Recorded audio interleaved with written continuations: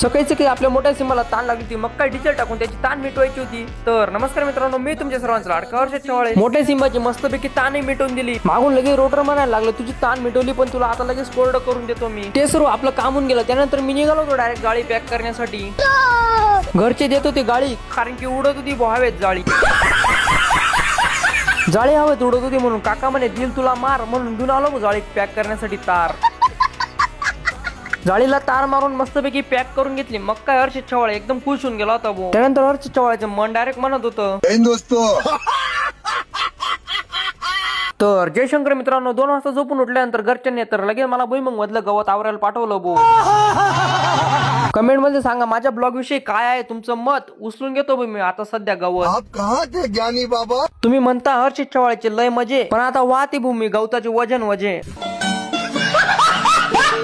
आणि आजचा ब्लॉग एवढाच होता. आणि ब्लॉग जर आवडला असेल तर फॉलो नक्की करून घ्या.